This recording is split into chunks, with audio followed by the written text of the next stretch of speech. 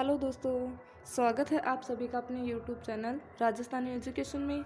मैं हूं आपके साथ अवनी और आज इस वीडियो में हम करने वाले हैं एलसीएम और एचसीएफ। एलसीएम और एचसीएफ क्या होते हैं, ये कैसे किए जाते हैं, इसके कितने मेथड होते हैं, ये सभी आज इस वीडियो में हम करने वाले हैं।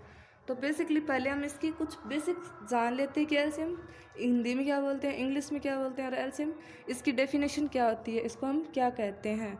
तो एलसीएम को हिंदी में बोलते हैं लघुत्तम समापवर्तक और इंग्लिश में इसका नाम होता है लास्ट कॉमन मल्टीपल।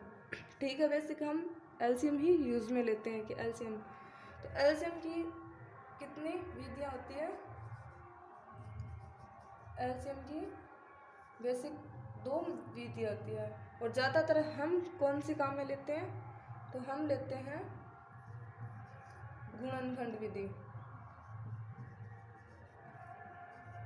हम इसी विधि का ज़्यादा उपयोग करते हैं, गुणनखंड विधि का। इसी से हम एलसीएम निकालते हैं और ये सबसे सरल विधि है एलसीएम निकालने की, गुणनखंड विधि। और दूसरी कौन सी होती है, दूसरी होती है भाग विधि।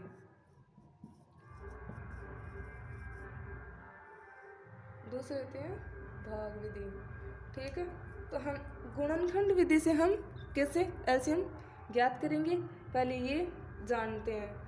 तो एलसीएम की परिभाषा क्या होती है, एलसीएम वो संख्या होती है, ऐसी छोटी से छोटी संख्या जो दी गई सभी संख्याओं से क्या हो जाए, विभाजित हो जाए। तो एलसीएम क्या होता है, ऐसी छोटी से छोटी संख्या जो संख्या हमें दी जाती है ना, जैसे कि 24, कोई भी संख्या हम मानते हैं 36 या 40, ये कोई संख्या हमें दी हुई, हमें इनका क्या निकालना, एलसीएम। तो एलसीएम कौन सी संख्या होती है, ऐसी छोटी से छोटी संख्या होती है जो हमें दी हुई संख्याओं से सभी से विभाजित हो, मतलब इसमें उसका भाग पूरा पूरा चला जाए, तो वो हमारा क्या होगी, एलसीएम होगा वो हमारा।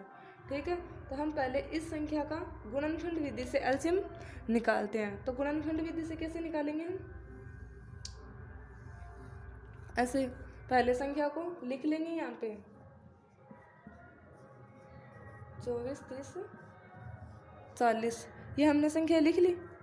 अब इसमें हमें ये देखना है कि इसमें भाग इन तीनों संख्याओं में किसका भाग जाएगा। तो हम ये चेक पहले किसका भाग दें, 1 का, 2 का, 4 का, 5 का, ऐसे कैसे किसका भाग दें, कौन सी संख्या का हम भाग दें। तो गुणनखंड विधि में ये ज़रूरी होता है कि हम अभाज्य संख्याओं का भाग देंगे, मतलब छोटी अभाज्य संख्याओं का, और आरोही क्रम में हम भाग देंगे। जैसे कि एक सबसे पहले अभाज्य संख्या क्या होती है, अभाज्य संख्याएं वो संख्याएं होती है जिनका केवल उन्हीं की संख्या से भाग जाए।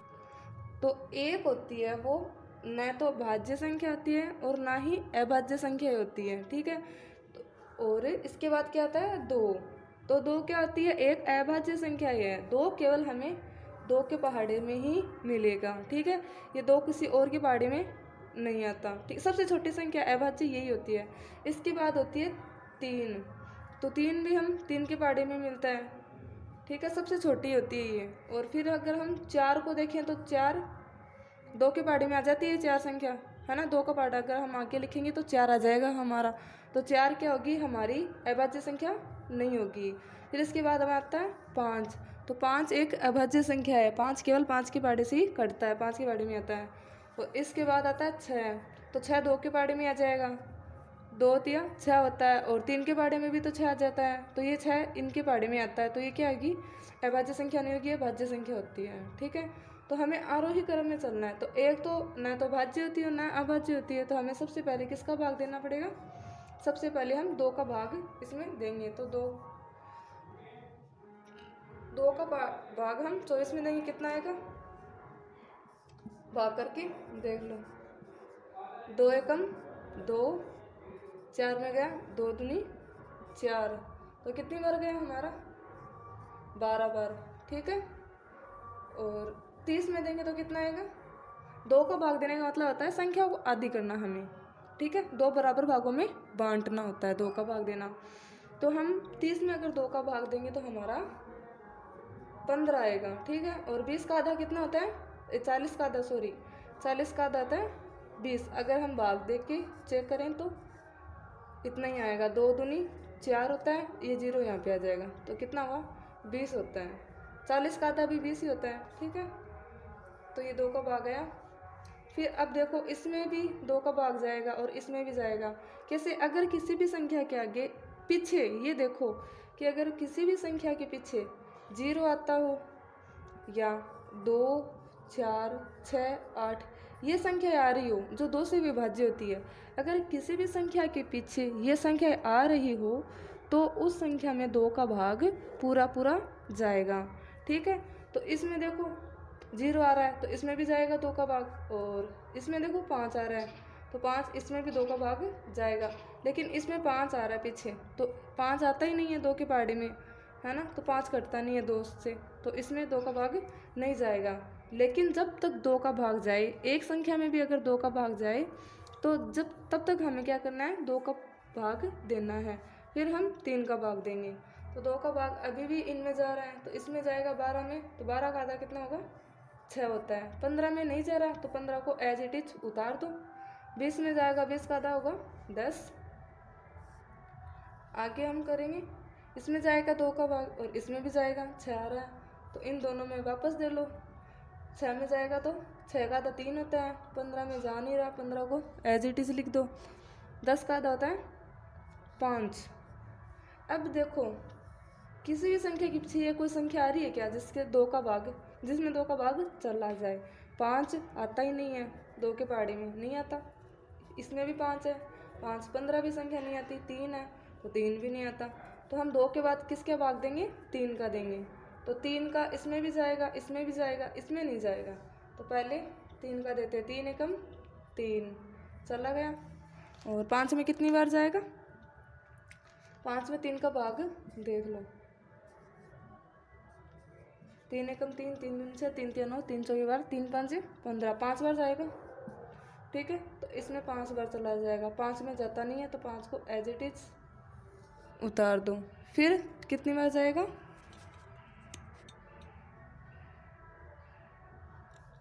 फिर जाएगा 5 का। 3 के बाद कौन सी होती है अभाज्य संख्या, 5 होती है, ठीक है। तो इसमें 5 का जाएगा 1, 5 में 1 बार, इसमें भी 1 बार, ठीक है। तो ये 1 1 अगर लास्ट में आ जाए इसके अंदर तो हमारा ख़त्म हो जाता है ये, ठीक है। तो हम एलसीएम इसका कैसे निकालेंगे, इन संख्याओं को अब क्या करना है, हमें गुणा करना है, ठीक है। तो यहाँ पे संख्या क्या है, ये हमारे पास 2 गुणे 2 गुणे 2 गुणे 3 गुणे 5। अब इनको गुणा करो आपस में, कितना आता है,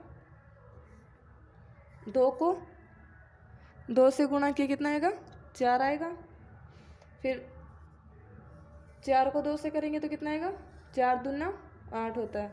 8 को 3 से करेंगे तो कितना आएगा, 8 दूनी 16, 8 तिया 24। 24 को 5 से करेंगे तो कितना आएगा,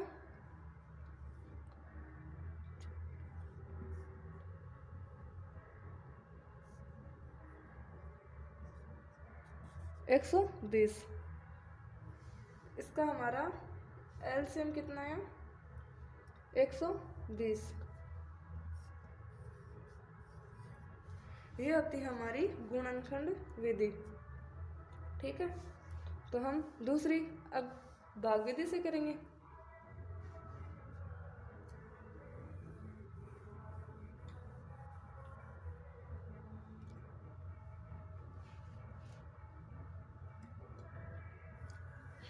तो यहाँ पे हम भाग विधि से करते हैं। भाग विधि से करेंगे, कैसे करेंगे, इनको तीनों संख्याओं को हमने एक में लेके ऐसे भाग दिया था, और लेकिन भाग विधि में क्या होगा, हमें पहले तो 24 में अलग करना पड़ेगा, फिर इधर 30 में अलग देंगे और 40 में अलग करेंगे, 40 में अलग देंगे। तो कितना आएगा, पहले 24 का करते हैं। 24 में पहले 2 का दो, कितना आएगा, भाग 2 का देंगे तो आधा आ जाएगा। 24 का आधा 12 होता है, 12 में देंगे 6 होता है, 12 का आधा, ठीक है। तो 6 में देंगे तो 6 का आधा कितना आ जाएगा, 3, 3 में 3 का जाएगा 1। अब 30 का करेंगे तो 30 में देंगे तो 30 का आधा कितना हो जाएगा हमारा 15 हो जाएगा। 15 में हम 2 का फिर से देंगे तो कितना होगा, सॉरी 15 में नहीं जाएगा भाग, तो 15 में जाएगा 3 का। 15 की पहाड़ी में 3 की पहाड़ी में 15 आता है ना, तो 15 में 5 बार जाएगा, 5 में 5 का देंगे तो कितना आएगा हमारा 1 आ जाएगा। ये भी खत्म हो गया। अब देंगे हम 40, 2 का देंगे 40 में, 40 का आधा कितना होता है 20 होता है। 20 में 2 का देंगे 10 आएगा, 10 में 2 का देंगे 5 आएगा, और 5 में 5 का भाग देंगे तो 1 आ जाएगा हमारा। ठीक है, अब हम क्या करेंगे, इन सभी को लिख देंगे। इसका 24 का कितना है हमारे पास, 2 कितने हैं यहाँ पे 3 है, तो 24 बराबर 24 के ये गुणनखंड 24 के तो अलग लिख देंगे कितना है 2। 2 कितनी बार है यहाँ पे 3 बार है, तो हम यहाँ पे लिखेंगे 2 की घात 3। अगर हम इसको खोल लेंगे 2 गुणे 2 गुणे 2 ऐसे होगा, और इसको हम 2 की घात 3 लिख देंगे, और 3 एक बार ही है तो 3 को 3 लिख देंगे। ठीक है, फिर है 30।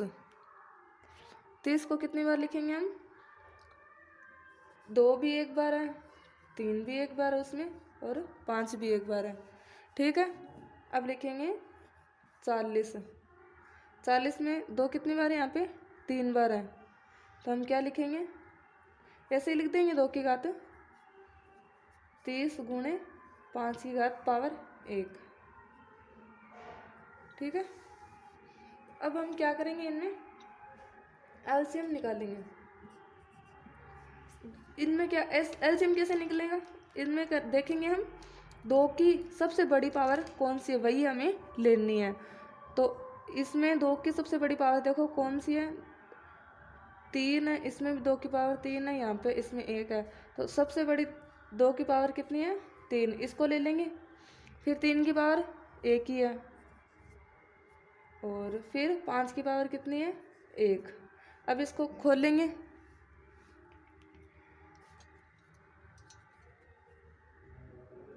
ठीक है, तो इसको अगर हम खोलेंगे तो कितना क्या होगा, 2 गुणे 2 गुणे 2 गुणे 3 गुणे 5। अब इसको मल्टीप्लाई करेंगे क्या आएगा हमारा, 2 को 2 से करेंगे 4, 4 को 2 से मल्टीप्लाई करेंगे तो वही 8 आएगा। फिर 8 को हम 3 से करेंगे तो 24, 24 को 5 से करेंगे तो कितना आएगा हमारा 120। तो इसी को यही तो संख्या थी जिसका हमने गुणनखंड विधि से एलसीएम निकाला था, और इसी संख्या का हमने भाग विधि से एलसीएम निकाला तो यही 120 आया, और पहले भी इसी से हमने किया था तो भी कितना आया 120 आया था एलसीएम। ठीक है, तो एलसीएम की ये 2 विधि होती है। तो इसकी सबसे सरल विधि क्या होगी, गुणनखंड विधि होती है। ठीक है, अब देखते हैं हम एचसीएफ किसे कहते हैं। ठीक है,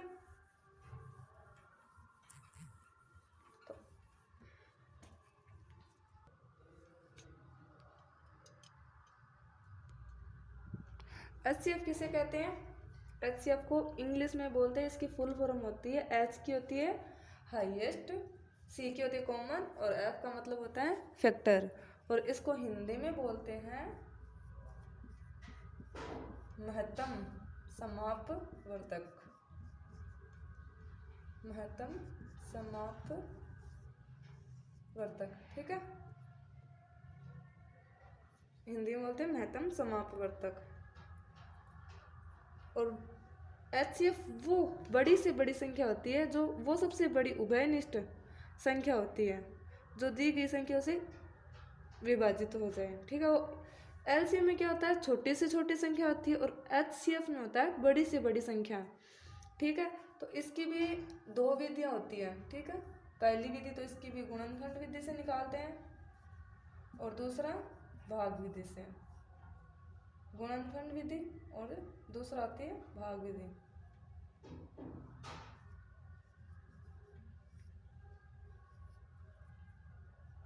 और एक होती है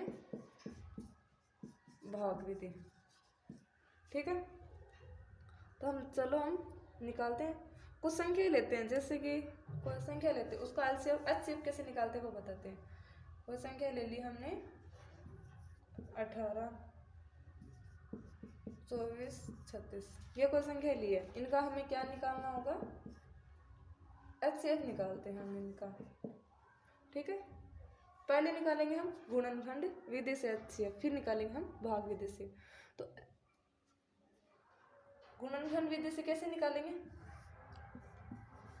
18 का हम अलग निकालेंगे, 24 का अलग और 36 का अलग। ठीक है, तो हम गुणनखंड विधि से निकालेंगे तो इसको 2 का इसमें भाग देंगे, 18 में 2 को भाग देंगे तो कितना आएगा हमारे पास, 9। 9 दूनी कितना होता है, 18 होता है। अब 9 में 2 का भाग नहीं जाएगा, तो 2 के बाद हम किसका भाग देंगे, 3 का भाग देंगे। तो 3 के पाड़े में 9 आता है, अगर 3 का पाड़ा हम 3 बार बोलेंगे तो 9 आ जाएगा। ठीक है, फिर हो जाएगा 1। अब 24 में देंगे हम 2 का भाग, तो कितनी बार जाएगा, 12। 12 में देंगे तो 6, 6 में देंगे 3, 3 में देंगे 1। 36 में देंगे कितनी बार जाएगा,